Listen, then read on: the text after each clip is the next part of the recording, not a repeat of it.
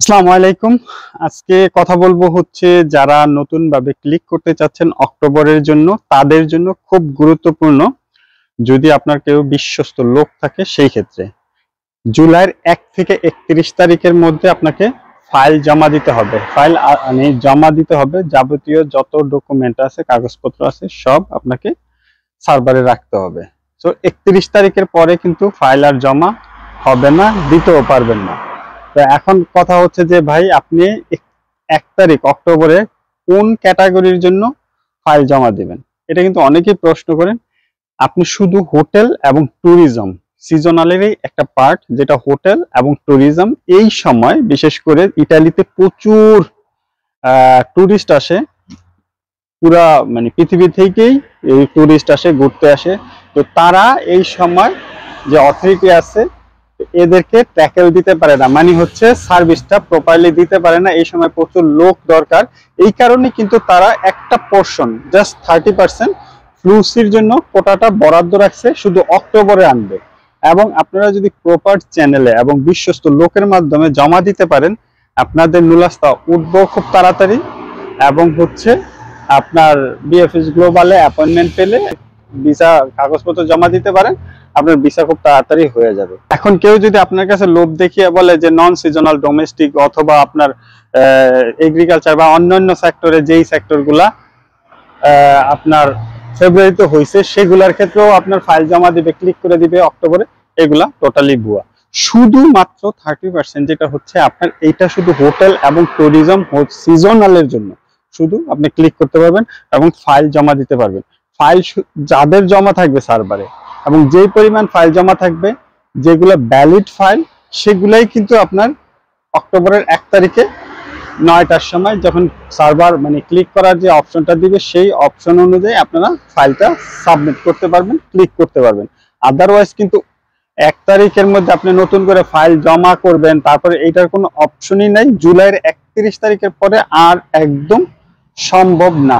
এখন কেউ যদি বুকে ঝুঁকি বলে যে আগস্টে ফাইল জমা দিব, কোনো সমস্যা নাই, আমার পরিচিত আছে, এই ধরনের ভুয়া ইনফরমেশন বা 2 নাম্বার লোক থেকে দূরে থাকবেন।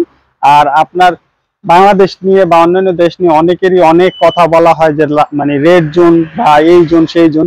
বেসিক্যালি রেড জোন বলে কোনো কিছু নাই। আপনার দেখা যাচ্ছে যে ওয়ার্নিং কিছু কিছু ক্ষেত্রে হইছে, এবং দেখা গেছে যে আপনার এম্বাসিতে প্রচুর 2 নাম্বারই হয়েছে। প্লাস হচ্ছে আমরা বাংলাদেশিরা প্রচুর ফাইল টাইল মানে ভুয়া কাগজপত্র দিয়া মানে মেসাকার করছি।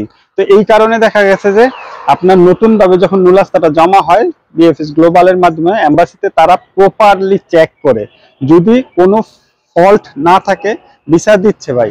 এখন আপনার কথা হচ্ছে যে ভাই হিসাব করে দেখেন ভাই, 33টা দেশের জন্য যে পরিমাণ কোটা দেয়, এখন বাংলাদেশের হয়তোবা ম্যাক্সিমাম সিজনাল নন সিজনাল মিলে হচ্ছে 5 থেকে 6,000 লোক আসার ম্যাক্সিমাম, আমি বললাম আরো কমও হবে।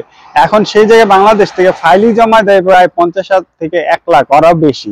তো ভাই এই লোকগুলা কই যাইবে? এই লোকগুলা তো আনতে পারবে না বা আনবেও না। আর আরো কিছু হচ্ছে যারা ধরেন যে ইন্ডিয়া বা টিউনিসিয়া, তারপরে হচ্ছে আপনার আরো কিছু দেশ আছে যেগুলোর জন্য আলাদাভাবে ওই কোটা থেকেও তাদের জন্য আলাদা কোটা আছে।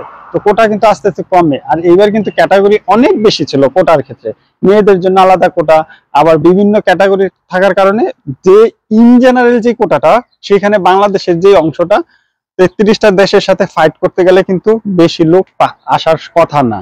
এখন যারা আসার কথা তারা কিন্তু ইটালিতে আইসাও পড়ছে, কাজও করতেছে।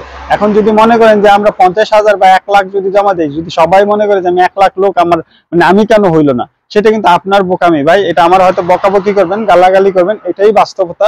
যদি প্রপার চ্যানেল এবং যদি মনে হয় যে বিশ্বস্ত লোক যে কিনা পারবে, কারণ এখানে কোর্ট এইবার কিন্তু আরেকটা সিস্টেম হচ্ছে আপনার, যেটা কোর্সে আগে ছিল না, 3 জনের বেশি কিন্তু একটা মালিক আবেদন করতে পারবে না।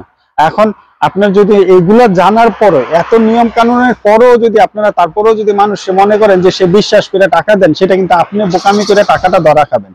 আর 26, 27, 28-এর ক্ষেত্রে কিন্তু 5 লাখ লোক নেবে, সেখানে বাংলাদেশেরও একটা সুযোগ আছে, সেখানে সিজনাল নন সিজনাল এবং হচ্ছে ভালো সুযোগ আছে। এবং 26 থেকে নতুন ভাবে আবার লোক নিব।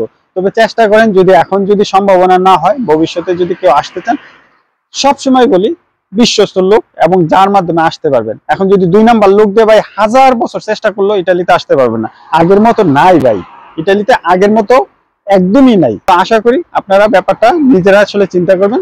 যাই হোক, সবাই অনেক অনেক ভালো থাকবেন, সুস্থ থাকবেন। দেখা হবে খুব তাড়াতাড়ি নতুন আরেকটি ব্লগে। আল্লাহ হাফেজ।